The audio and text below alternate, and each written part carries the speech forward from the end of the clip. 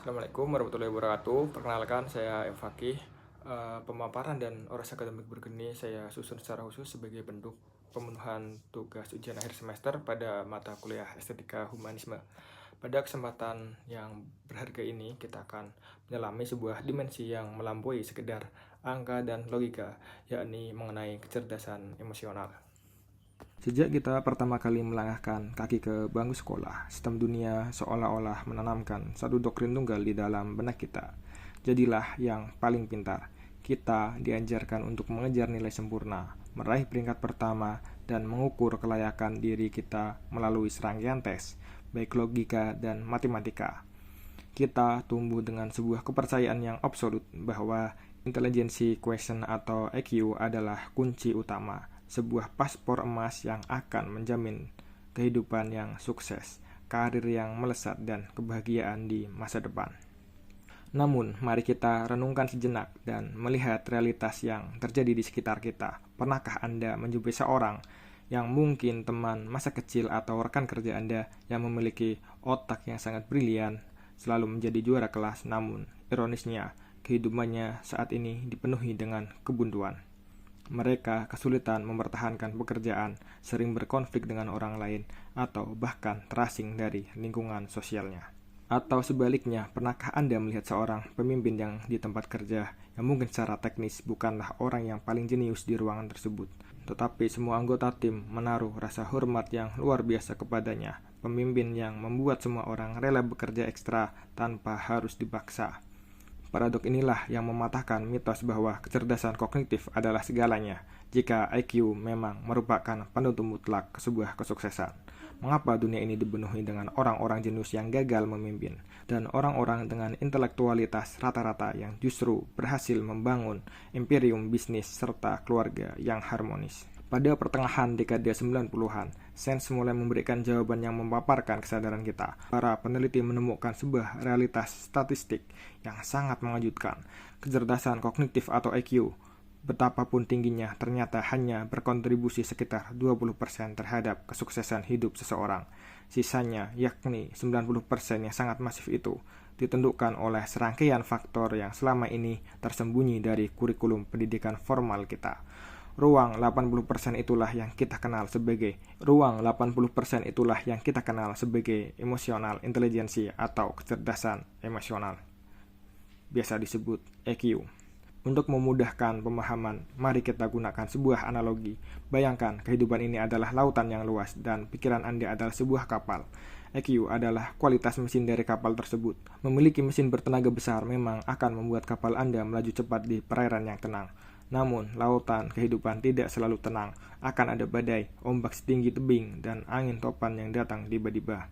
Kecerdasan emosional adalah sang kapten kapal. Secanggih apapun mesin yang Anda miliki, jika kapten kapal tersebut panik saat melihat badai, tidak tahu cara membaca arah angin, dan tidak mengarahkan krunya. Secanggih apapun mesin yang Anda miliki, jika kapal tersebut panik saat melihat badai, tidak tahu cara membaca arah angin, dan tidak mampu mengarahkan krunya, kapal bermesin mutakhir itu pun pada akhirnya akan hancur menghantam karang. EQ adalah kapten yang tahu kapan harus membuang sauh, kapan harus bermanuver, dan bagaimana menjaga ketenangan di tengah situasi yang paling mengancam sekalipun. Jika EQ adalah kapten dari kehidupan kita, maka dari apa kapten ini dibentuk? Kecerdasan emosional bukanlah sebuah bakat gaib atau karunia mistis yang diturunkan sejak lahir. Ia adalah seperangkat keterampilan yang sangat logis dan terstruktur. Ia terbagi menjadi 5 fondasi utama yang saling menopang. Pilar pertama adalah kesadaran diri atau self-awareness. Segala bentuk penguasaan diri harus dimulai dari pengenalan yang jujur terhadap dirinya sendiri. Kesadaran diri adalah kemampuan metakognitif untuk memantau apa yang sedang terjadi di dalam layar pikiran dan hati Anda secara real time. Banyak orang hidup dalam metode autopilot. Mereka marah, sedih, atau cemas tanpa tahu persis apa pemicunya. Orang dengan kesadaran diri yang tinggi memiliki radar internal yang tajam. Saat dada mereka terasa sesak setelah membaca sebuah surel dari atasan, mereka tidak langsung membanting barang atau mengumpat. Mereka berhenti sejenak dan mampu mendiagnosis perasaannya. Aku tidak sedang marah pada rekan kerjaku. Aku hanya merasa terancam karena hasil kerjaku dikritik.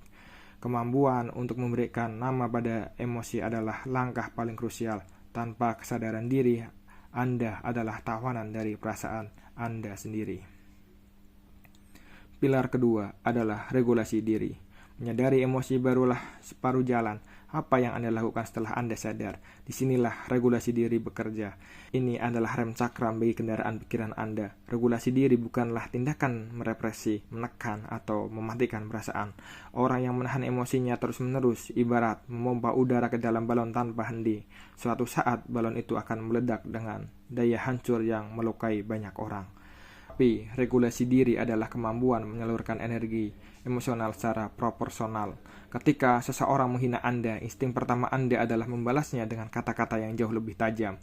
Regulasi diri memberikan Anda kekuatan untuk menciptakan jeda, menyadari bahwa membalas hinaan tidak akan menyelesaikan masalah. Lalu memilih untuk merespon dengan ketegasan yang elegan, bukan reaktivitas yang buta.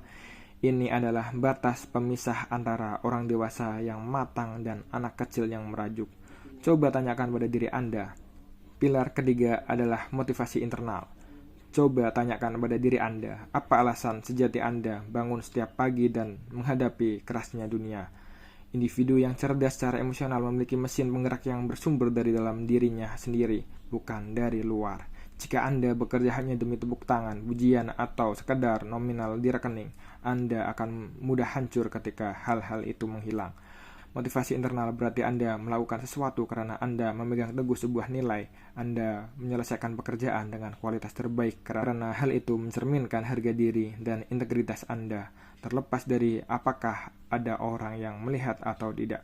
Motivasi inilah yang melahirkan ketangguhan atau resiliensi saat Anda berada di titik terendah. Jika tiga pilar sebelumnya berfokus pada manajemen diri, pilar keempat membawa kita keluar menuju hubungan dengan manusia lain. Empati adalah kapasitas untuk melepas kacamata ego dan meminjam kacamata orang lain untuk melihat dunia.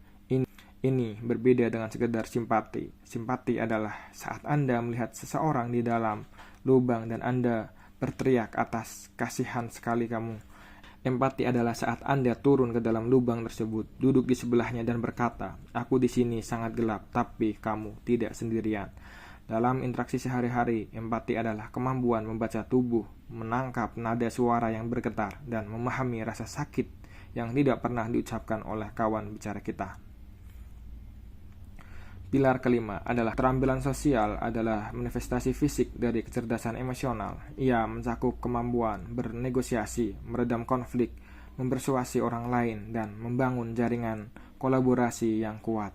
Individu dengan keterampilan sosial yang luar biasa tidak memanipulasi orang lain. Sebaliknya, mereka memimpin dengan cara menciptakan ruang yang aman di mana setiap orang di sekitarnya merasa didengar, dihargai, dan dihormati. Anatomi sebuah hilang kendali. Sekarang, mari kita bahas sebuah fenomena yang pasti yang pernah kita semua alami. Pernahkah Anda berada dalam sebuah situasi? Pernahkah Anda berada di mana Anda meledak dalam amarah, mengucapkan kata-kata yang sangat menyakitkan, atau mengambil keputusan yang sangat impulsif, dan Anda didera penyesalan yang luar biasa? Anda menatap cermin dan bertanya, "Kenapa aku bisa melakukan itu? Itu sama sekali bukan diriku. Mengapa hal ini bisa terjadi? Apa manusia rasional tiba-tiba bisa berubah menjadi makhluk buas yang merusak segalanya?" Sains memiliki penjelasan anatomi yang sangat memukau mengenai fenomena ini yang dikenal dengan istilah pembajakan amigdala atau amigdala hijack. Untuk memahaminya, kita perlu mengintip ke dalam arsitektur otak kita. Di dalam kepala kita terdapat dua manajer utama. Manajer pertama adalah neokorteks, letaknya di bagian depan otak kita. Ini adalah CEO dari diri kita. Ia logis, analitis, bijaksana, dan memproses informasi secara rasional. Manajer kedua adalah amigdala, sebuah struktur kecil berbentuk almond yang letaknya jauh di bagian dalam otak purba kita. Amigdala adalah petugas keamanan instingtif. Tugas utamanya hanya satu, mendeteksi ancaman dan memastikan kita bertahan hidup. Masalahnya adalah jalur kabel di otak kita dirancang sedemikian rupa sehingga informasi dari luar, misalnya bentakan dari klien atau kritik pedas dari atasan, akan sampai ke pos penjagaan amigdala beberapa milidetik lebih cepat dibandingkan ke meja kerja neokorteks.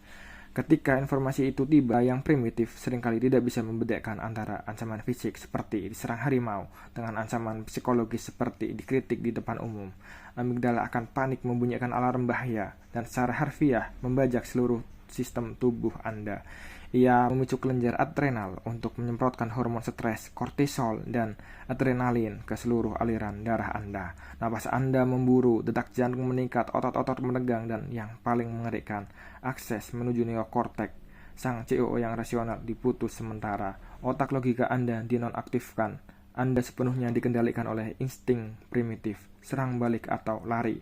Itulah sebabnya Anda membanding pintu atau membalas makian. Baru setelah beberapa menit, ketika hormon stres mulai reda, jalur ke neokorteks kembali terbuka. Sang CEO kembali online, melihat puing-puing kehancuran dari tindakan impulsif Anda. Dan pada saat itulah rasa sesal yang luar biasa datang menghantam. Inilah alasan mengapa kesadaran diri dan regulasi diri yang kita bahas sebelumnya sangatlah krusial. Kedua pilar tersebut adalah latihan disiplin bagi sang CEO neokorteks agar bisa mencegat dan menangkan si petugas keamanan amigdala sebelum ia menekan tombol penghancur. Dan pertempuran di dunia nyata. Teori tentang otak dan psikologi mungkin terdengar menarik, tetapi bagaimana aplikasinya di dunia nyata? Kecerdasan emosional bukanlah konsep yang hanya bagus di atas kertas. Ia adalah penentu kemenangan di 3 arena paling vital dalam hidup manusia. Area pertama, ekosistem profesional dan karir. Di awal karir, EQ, sertifikat, kompetensi, dan kemampuan teknis adalah tiket masuk Anda. Tanpa itu, Anda tidak akan dipanggil wawancara. Namun, begitu Anda berada di dalam perusahaan, aturan permainannya berubah drastis. Berbagai riset manajemen menunjukkan bahwa semakin tinggi posisi seorang di tangga kepemimpinan, semakin kecil peran kemampuan teknisnya, dan semakin absolut peran kecerdasan emosionalnya. Orang manajer yang cerdas secara kognitif tetapi buta secara emosional akan menciptakan lingkungan kerja yang beracun atau toksik. Ia melakukan micromanaging, tidak mau menerima masukan dan menjatuhkan mental bawahannya saat target tidak tercapai. Sebaliknya, pemimpin dengan EQ tertinggi tahu bagaimana memberikan kritik tanpa meruntuhkan harga diri bawahannya. Ia tahu cara memvalidasi rasa lelah timnya dan pada saat yang sama mampu menginspirasi mereka untuk bangkit kembali. Di dunia kerja, orang akan melupakan seberapa pintar Anda, tetapi mereka tidak akan pernah lupa bagaimana perasaan mereka saat berada di dekat Anda. Arena kedua, relasi personal dan romansa. Disinilah EQ menunjukkan kekuatan magisnya. Hubungan manusia pada dasarnya adalah gesekan dua ego. Akan selalu ada konflik, perbedaan pendapat, dan kesalahpahaman.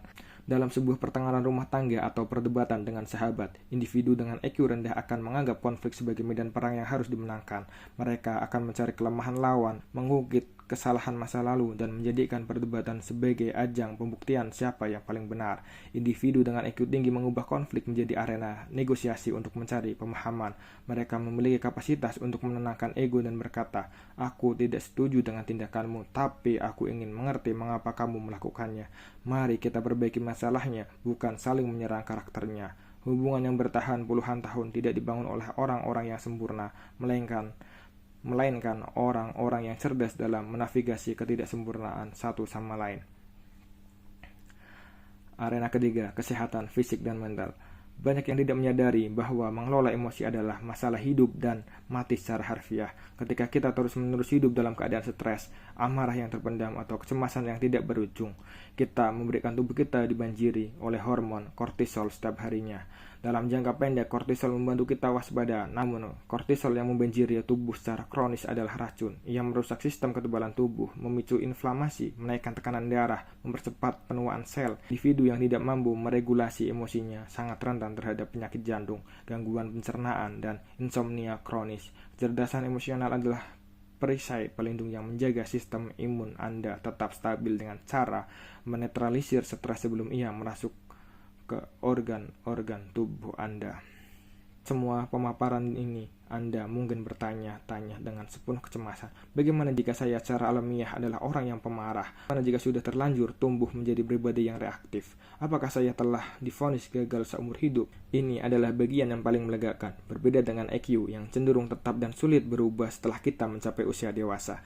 EQ bersifat plastis, fleksibel, dan sangat bisa dilatih. Neuroscience modern telah membuktikan adanya sebuah fenomena yang disebut neuroplastisitas. Otak kita bukanlah beton yang sudah mengeras, ia seperti tanah liat yang bisa dibentuk ulang melalui kebiasaan dan pengalaman baru. Bayangkan rutinitas saraf di otak Anda seperti sebuah jalan setapak di tengah hutan berlantara selama bertahun-tahun. Setiap kali Anda dikritik, Anda langsung marah karena rute marah ini diulang ribuan kali. Jalan setapak itu menjadi jalan tol super mulus yang akan secara otomatis dilewati oleh sinyal otak Anda. Namun mulai hari ini Anda bisa merintis jalan setapak yang baru. Tentu merintis jalan baru di tengah semak belukar akan terasa sulit, canggung, dan lambat pada awalnya. Tetapi setiap Anda berhasil menahan amarah dan memilih untuk tetap tenang, Anda sedang membuka jalur saraf yang baru di dalam otak Anda. Semakin sering Anda mengulangi ketenangan tersebut, jalur baru itu akan semakin lebar dan mudah dilewati. Sementara itu, jalur amarah yang lama karena tidak pernah dilewati lagi, perlahan-lahan akan ditumbuhi rumput dan lenyap. Anda secara harfiah sedang mendesain ulang sirkuit di dalam kepala Anda sendiri. Untuk memulai proses perubahan sirkuit ini, Anda tidak perlu bermeditasi di atas gunung selama berbulan-bulan. Anda hanya perlu mempraktikkan 3 disiplin sederhana dalam keseharian Anda. Langkah pertama, kuasai seni jeda, the power of the pause. Ini adalah latihan terpenting saat Anda merasakan tekanan emosi mulai naik, entah karena dipotong di jalan raya atau membaca komentar yang meremehkan. Berjanjilah pada diri sendiri untuk tidak merespon selama 3 detik. Ambil napas panjang, tahan, dan hembuskan. Jeda 3 detik adalah waktu yang dibutuhkan oleh otak rasional Anda untuk mencegah terjadinya pembajakan amigdala di dalam ruang jeda. Itulah nasib masa depan Anda ditentukan. Langkah kedua, menjadi detektif emosi diri. Jangan biarkan perasaan Anda menjadi kabut yang tidak berbentuk. Setiap kali Anda merasa tidak nyaman, identifikasi dengan spesifik. Jangan hanya bilang, aku bete. Katakan pada dirimu sendiri, aku merasa diabaikan karena pesanku tidak dibalas. Penelitian psikologis membuktikan bahwa tindakan melebeli emosi dengan kata-kata spesifik dapat menurunkan intensitas aktivitas di pusat kecemasan otak secara drastis. Saat Anda memberi nama pada monster dalam diri Anda, monster itu kehilangan kekuatan untuk menakuti Anda. Ketiga, mendengar untuk memahami, bukan membalas. Ini adalah latihan untuk membangun empati dalam diskusi Anda berikutnya. Sadarilah apa yang pikiran Anda lakukan saat orang lain berbicara. Apakah Anda benar-benar mendengarkan rasa sakit dan poin mereka? Atau Anda hanya diam menunggu giliran berbicara sambil merakit peluru balasan di pikiran Anda? Mulailah mendengarkan secara aktif, tatap mata mereka, matikan ego Anda, niatkan hati Anda semata-mata untuk mengerti dari sudut pandang mereka. Menguasai kecerdasan emosional adalah perjalanan yang panjang. Tanpa garis akhir, perjalanan ini bukanlah untuk mengubah diri Anda menjadi sebuah robot tanpa perasaan yang selalu tersenyum di setiap situasi. Justru sebaliknya, perjalanan ini bertujuan untuk menjadikan Anda manusia seutuhnya, manusia yang merasakan spektrum emosi dengan sangat dalam, namun memiliki kendali penuh atas bagaimana emosi tersebut diekspresikan. Pada akhirnya, hidup ini tidak ditentukan oleh seberapa cerdasnya Anda memecahkan rumus matematika atau seberapa tinggi IQ Anda di atas cari kertas. Kualitas hidup Anda akan ditentukan oleh kemampuan Anda dalam mengolah penderitaan, kemampuan Anda bertahan saat dihempas kekecewaan, dan kapasitas hati Anda dalam merangkuh orang lain di masa-masa sulit. Kuasai emosi Anda atau dunia akan menguasai Anda. Demikianlah orasi atau pemaparan dari saya, M. Fakih, sebagai pemenuhan tugas UAS Estetika Humanisme.